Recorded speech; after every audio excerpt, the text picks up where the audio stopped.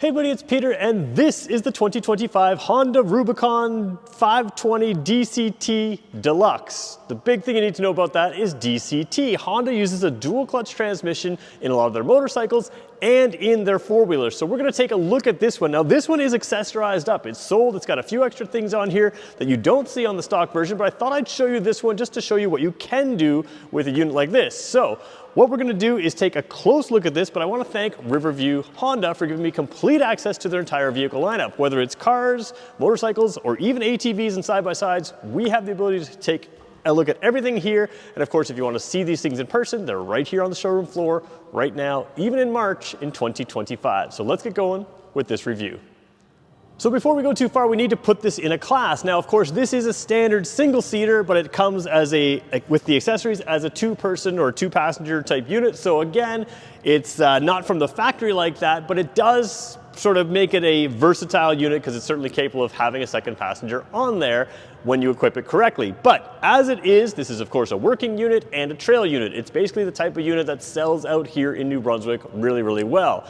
The DCT, like I said, that's a piece we're going to talk about, but there's a number of other unique things that Honda does on this, and of course they give you that Honda reliability. So you've got something that's going to be capable of taking you out on the trails and having fun, but it's also going to be capable of working. So let's start with the front end. We'll move our way through. We'll talk about some of the pieces and parts, try to talk about some things that the other videos aren't talking about. We'll take a look at the dash, and we'll wrap this up to help you decide if it's right for you.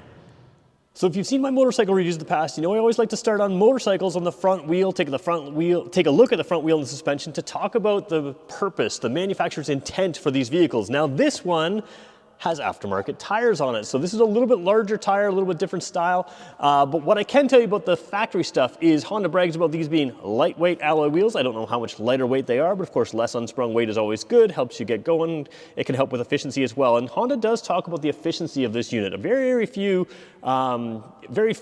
ATVs, the marketing material talks about efficiency, but Honda does mention that. So you've got that. You've also got disc brakes up front on either wheel. There is a little sort of scraper on the wheel that's going to take mud and snow out of that wheel area. So that's kind of a unique feature, just kind of keep things from getting clogged up. And of course, in the back, there's no discs in the wheel. It's all in the drive line. So you've got, again, freedom from mud, snow, everything else. And they do talk about mud and snow. A lot of times they just talk about mud. A lot of manufacturers will talk about mud, but don't mention snow very much. So you do have this thing equipped for snow, and that's going to be important as we go to the front and talk about one thing. So overall suspension travel, oh boy, I better check my cheat sheet. It is 7.3 inches of travel out front, 8.5 inches of travel out back. Nothing too fancy with the suspension. We'll come around here and take a quick look at it right now. Taking a quick look here, you do have down here a plastic, but a fairly thick plastic. A lot of times they have sort of weaker plastic protection down there to keep everything out of the area. They do talk about the special type of CV joint boot there. They talk about how that's extra durable. You've got an A-arm here, and then you've got fairly basic suspension, but it is preload adjustable. Now again, basic is simple. You're not looking to go, crazy sport on this, but it is going to do the job. You do have independent rear suspension as well. We're going to talk about that when we get around the back. So a ride is something that they talk about with this one, smoother ride and comfort overall. So both the seat and the suspension is designed for comfort as well as doing your work and sport type activities. Now let's take a look at the very front, and we'll talk about one little feature that may be good for the snow. Take a look at the front of this unit. You have sort of standard headlights. Now these are not LED lights. I generally prefer LED lights, but there is a reason to have halogen lights still on an ATV, and primarily if you're going to be working in snow. So if you put a plow on this or something like that, these lights are going to melt the snow, and if you're driving in snow, that kind of thing, these create enough heat to melt the snow. Now of course, Honda does give you pretty good lighting here. They give you the two headlights down there and a third headlight that will turn with your handlebars, so you have a little bit of a flexibility there. And of course, if you wanted to add accessory lighting or accessory LED lighting, this is capable of handling all that. This one does have an aftermarket winch on the front, so again, not standard material, but again, an example of something that you can throw on there, something that can help you out as well. So overall in the front, pretty practical design, some good crash protection here, and again, the rack is standard. Let's talk about this rack as we take a look at the top. Taking a look at the racks up top here, first of all, this does have Honda's quick release connection system. So if you want to buy Honda accessories and you can clip them into here and take them out, you can do that. This front rack holds 99 pounds. The rear rack holds 187 pounds. And you do have some storage in here, which is somewhat waterproof. I never want to guarantee anything's waterproof, but it does have a gasket in here that will seal things up. So again, Water resistant, as with most other ATVs. This here is a service hatch, that's not a storage hatch. And then you have your fuel filler over here. There's a gear shift over here, but it's not the same gear shift as normal. So we've got kind of a view of everything here. We'll move our way around there in a second. But first we're gonna take a look at the very back of this unit before we hop on and talk about comfort, practicality, and of course the engine. Taking a quick look at the rear end here, again, nothing too crazy, but you do have independent rear suspension. Again, not always available on everything, so same type of shocks there. You have preload adjustment at all four corners, but that's the only adjustment you have, so nothing too crazy, nothing too, nothing to fiddle with. This isn't a sport unit, so it's a working unit and it's gonna do just fine. It does have a trailer hitch here. This tows, over 1,300 pounds. I can't remember the exact number, but over 1,300 pounds of towing with that engine transmission. It's a 518cc engine, that dual clutch transmission, which can give you very low gearing. We'll talk about that in a second here, but you do have just to put the hitch ball in there. You can move your stuff around there. And again, not a whole lot to show here. Nothing too crazy, nothing too fancy, but again, good compact, weight distribution like, a lot of vehicles in this class. That's what they're trying for. They do, again, talk about comfort. So they have tried to go for comfort with this shock setup in addition to just working. And I think that's gonna go well for a long trail ride. So if we're going to talk comfort, we have to talk what this seat is like. Now again, with these foot pegs here, it's a little tougher to get on, just because they're in the way, but that's, again, not standard on this unit. What I find here is you're a bit of a motorcycle type position. You're not as much square as your legs are a little bit back, but I can tell you this seat is very, very comfortable. So again, on an ATV, a seat is definitely part of the comfort. You want something with a cushy seat that's going to absorb some of those finer bumps, let the suspension do its work of keeping the wheels in contact with the ground. Of course, Honda talks about their suspension being set up to give you that comfort as well. So overall seating position, I'm a 6-footer here. You've got your metal foot pegs here. We're going to zoom in and show you them in a second. And there's a fairly deep well front and rear. So if you're putting your toes down on that deeper well, you're going to kind of point them forward. So you've got some flexibility in there. Handlebars are nice and close. So again, you have that sort of feeling of control. This is a bigger unit, but you definitely still feel like you have the body control on this unit. Now, a couple little things in here. There is a storage compartment over here. We'll talk about that. And we're going to talk about the DCT transmission, how it works with the 518cc engine. And we're going to talk about how it benefits you in reliability, because the DCT is set up different than just about everything else in the class. So there's not just a performance advantage with it, there's also a reliability advantage with it. So let's start talking about that right now. So let's briefly talk about what a dual clutch transmission is. It's essentially a lot like a manual transmission, but of course it can be set up for an automatic shifting. Now this one has automatic shifting if that's what you want, but it also has push button shifting, which we're going to show you in just a second. So you can switch between the gears if you want a 5-speed transmission.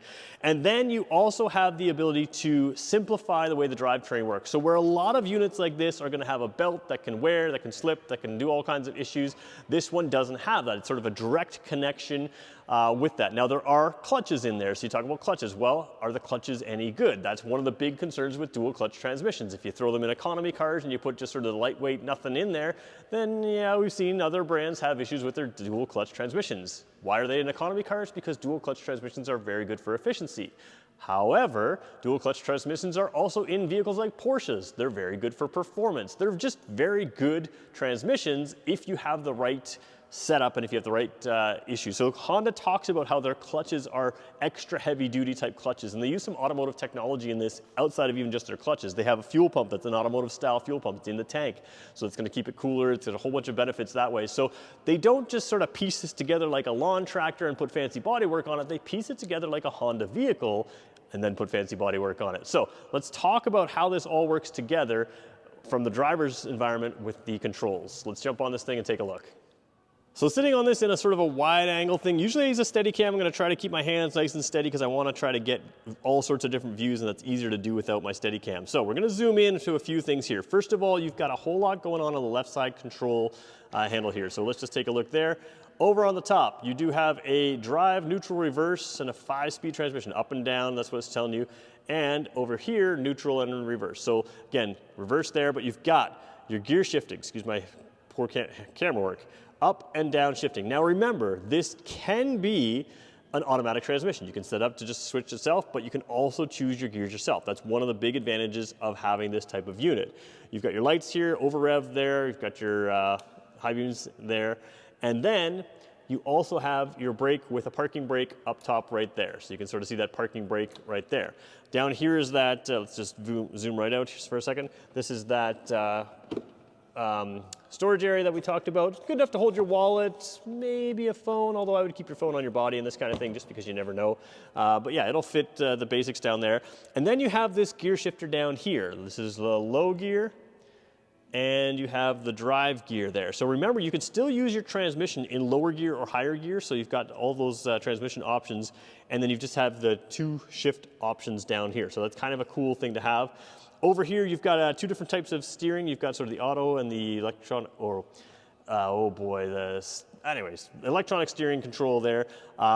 You also have the 4-wheel drive system here. Now this is a 3-mode 4-wheel drive, so it's 2-wheel drive, 4-wheel drive with that auto locking kind of front end, the torque sensing front lock, and then you have the full lock there as well, that 4-lock on there as well. So your throttle down here, handlebars there, and then of course you have a very thick, well designed for, whoops, try to get my foot on there, well designed to clear mud down there from your feet. So remember I said these foot pegs are raised. We'll show you them in just a second here. Let's take a look at the dash really quickly. One thing I didn't point out, I should point out, is you do have a 12-volt socket just to the left side of the dash right down there, so if you want to connect anything in there.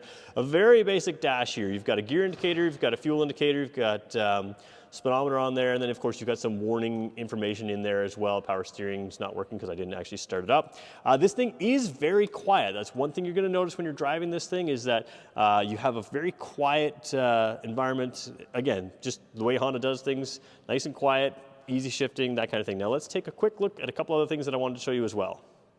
So talking about comfort, practicality, of course, I did mention the foot pegs here. Now they are quite raised, and again, a lot of clearing there to clear out mud or snow or that kind of thing, but of course you have your metal piece there. Now this extra seat assembly is attached into that, but you do have that metal peg. And again, a little different seating position because of that. A couple of things I like is just the Honda's attention to detail here. Your oil filler is just behind a plastic panel. Now that may seem like not a big deal to some people, but it's just nice to keep some of that mud off there. When you gotta touch it, it'll be a little cleaner to have to deal with, or at least it can be a little cleaner to have to deal with. And it just keeps your foot from touching that oil filler, accidentally loosening it when it grabs on something. So just a little bit of practicality in there.